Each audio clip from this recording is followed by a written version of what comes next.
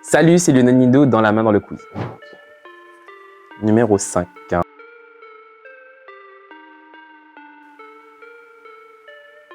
Waouh, waouh, waouh, waouh.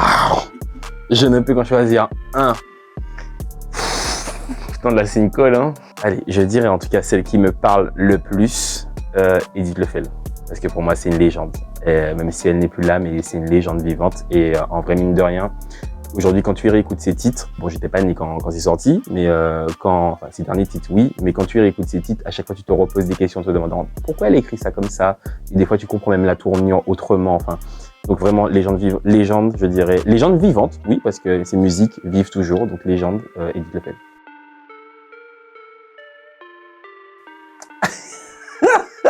Je crie. Alors, en vrai, laissez-moi vous expliquer.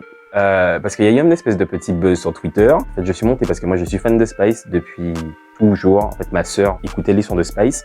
Et depuis toujours, en fait, j'écoutais Spice. Je me suis toujours dit, le jour où elle vient à Martinique, il faut que je danse avec elle. Donc, lorsqu'elle a demandé s'il y avait du monde qui voulait monter sur la scène, je suis monté et tout. Et finalement, en fait, sa perruque n'était pas fixée. En fait, sa perruque, c'est vraiment, ils ont eu un problème avant d'ailleurs. C'est pour ça qu'elle a commencé un peu en retard. Tu sais, elle l'a dit sur scène et donc du coup, elle a senti que mon énergie était un peu trop débordante. Donc, elle était en mode, non, je vais pas danser avec toi là parce que ma perruque n'est pas fixée. Elle a dit même sur scène. Mais bon, comme il y a très peu de personnes qui comprennent l'anglais ici, donc les gens n'ont pas compris, il y a eu une espèce de petit buzz sur Twitter. Mais moi, entre-temps, j'étais déjà allé voir Spice après parce que je voulais ma photo avec elle. Et elle m'a dit, ah, du coup, c'est toi et tout, le gars et tout, avec qui je n'ai pas dansé sur scène. Et donc, je lui ai dit, oui, moi, je veux danser avec toi. Et finalement, on a dansé ensemble. Et je vais pas mentir, c'est waouh. Je dirais juste ça. Waouh, Spice, waouh. Qu'elle est rajoutée ou pas, c'est waouh.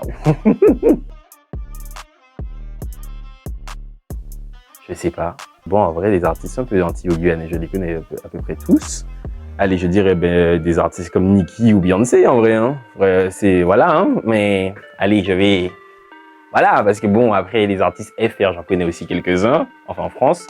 Et les artistes de chez nous, je les connais aussi. Donc bon, je dirais Nicki et Beyoncé, ouais, voilà. Mais bientôt.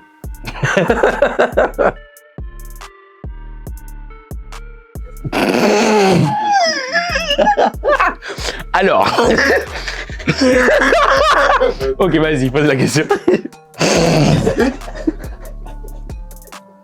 Vas-y.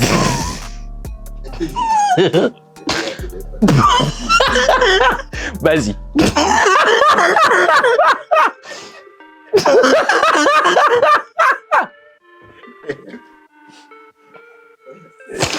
Vas-y. Pour ceux qui me regardent là en vrai, cette question vient de Call Me Ludo, d'accord? Parce qu'il sait pourquoi j'étais à New York. Bon, en fait, j'étais en couple avec quelqu'un de New York, donc c'est pour ça que j'étais souvent à New York et ça s'est bien passé en vrai, mine de rien, et je retournerai à New York. Et qu'est-ce qui me plaît dans cette ville? C'est très chaleureux. Pour le coup, vraiment, il y a beaucoup de câlins là-bas. J'étais pas prêt pour la question, je crie. Waouh. C'est sûr que je dirais, si je devais faire un choix, c'est l'animation, hein, en vrai, hein, franchement. Parce que pourquoi? Parce que dans l'animation, je peux faire de la musique. C'est surtout ça. Bim, bim. Mais non, l'animation, en vrai, c'est ma première passion. Hein, vraiment, je kiffe animer. J'aime être au contact des gens aussi sur une scène ou même peu importe dans une foire ou peu importe. Et vraiment, je dirais l'animation et après la musique. La musique, c'est ma deuxième passion. En ce moment, j'ai sorti mon titre Doucement avec Tamilienne, une chanteuse saint-martinoise, et j'aime beaucoup le son. Je vais pas mentir. J'aime beaucoup. C'est du zouk et c'est bon et c'est doux. Donc allez écouter ça. Waouh! Mon rêve, c'est que je me suis rendu compte, et d'ailleurs j'avais une discussion avec Léa Galva, c'est qu'en fait avant il y avait cette passerelle pour les personnalités, les artistes en tout cas, enfin, la communauté antillaise et la communauté africaine. Ça se faisait avant, par le biais par exemple de Jacob Desvarieux qui l'a fait. Et je sais pas, moi j'ai l'impression d'avoir une mission en vrai aujourd'hui à travers ce que je fais, c'est-à-dire l'influence ou l'animation ou même la musique, où en fait je me dis j'ai envie de rassembler un peu tout le monde pour faire en sorte qu'on puisse être tous ensemble. Et pour le coup, mon but là, c'est de faire le maximum de projets en Afrique aussi pour faire en sorte de créer cette passerelle entre la nouvelle génération antillaise et même aussi les générations passées, de créer en tout cas ce pont entre l'Afrique et la Martinique, enfin, et les Antilles pour le coup. Donc voilà, voici un peu mes ambitions. Donc J'espère faire mon prochain talk en toute confidence en Afrique. Et pourquoi pas aussi des Music Drive, l'émission dans la voiture qu'on est censé programmer depuis maintenant 1 an. Mais on va aller faire en Afrique. Voilà. On s'est rencontrés au moment où j'étais en seconde. Et en fait, mon cousin est beatmaker et il s'avère qu'il a fait un son pour Fanny, donc pour son dernier album.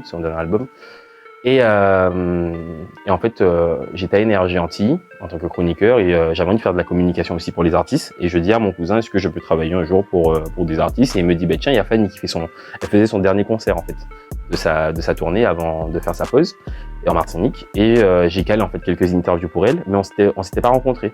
C'était par le biais de son manager Rouliane. Lorsqu'elle a fait ses 2 ans de pause, lorsqu'elle est revenue, la première date qu'elle a faite et tout, ben Rouliane, son manager, m'avait invité en Martinique.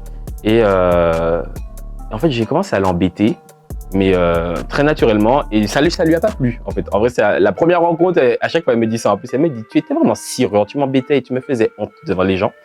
Et en fait, c'est au moment où je venais de faire ma couleur blonde. Donc, elle m'avait appelé Cisco. Et du coup, à chaque fois qu'on se revoyait, elle me disait alors Cisco, mais elle avait oublié mon prénom. Elle n'ose pas me dire ça, mais je sais qu'elle avait oublié mon prénom, donc c'est pour ça qu'elle avait dit Cisco. Et puis, au fur et à mesure, je me suis occupé de sa communication pour son retour sur scène. Et en fait, on s'est liés d'amitié et aujourd'hui, ça fait 10 ans qu'on se connaît, mais même très très très bien. Enfin, on est vraiment très proches. C'est vraiment quelqu'un que on s'appelle tous les jours à des heures, des fois pas possible. On reste 3-4 heures au téléphone. Enfin, et elle me conseille sur ma carrière, je dirais. Je la conseille aussi sur sa carrière et vraiment, c'est une très belle amitié. Je la considère vraiment comme une sœur. Et en vrai, aujourd'hui, beaucoup de choses que je fais aujourd'hui, ben, c'est elle qui m'a donné beaucoup de tips pour ça, à l'époque de rencontrer mon ancien producteur qui m'a permis de lancer mes émissions. Et des fois, quand j'ai des idées, je l'appelle, je lui dis oui, je vais faire ça. Elle me dit ok, va, go. Donc voilà, c'est vraiment quelqu'un que je porte vraiment dans mon cœur et je sais qu'elle aussi. Et voilà. Bien que d'ailleurs, pour sa tournée là, elle m'impose, elle m'impose d'être présent. Si je suis pas là, elle ne monte pas sur scène, c'est dur. Mais totalement. Je pense qu'en vrai, Music Drive, alors pour la Martinique, je dirais que c'est mon émission Le Squat sur KMT et sur Via TV qui m'a permis d'être visible auprès de toute génération. Mais Music Drive, en vrai, sur Trace, ça m'a donné une visibilité totalement ailleurs, c'est-à-dire déjà juste en Guadeloupe, en Guyane, même en Afrique. Quand je suis allé en Afrique, il y a des gens qui m'arrêtaient pour me dire qu'ils regardaient mes émissions.